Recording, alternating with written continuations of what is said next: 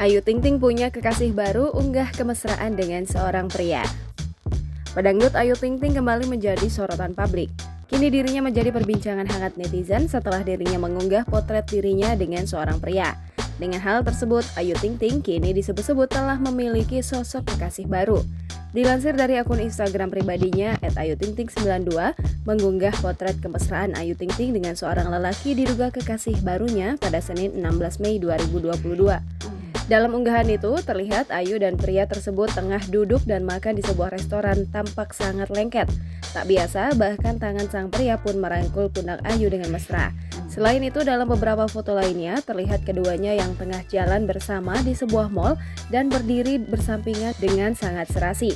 Namun setelah ditelusuri, ternyata pria yang cukup berumur tersebut bernama Deddy Mulya. Diketahui juga jika dirinya adalah kenalan Ayu saat dirinya liburan ke Belanda beberapa tahun yang lalu.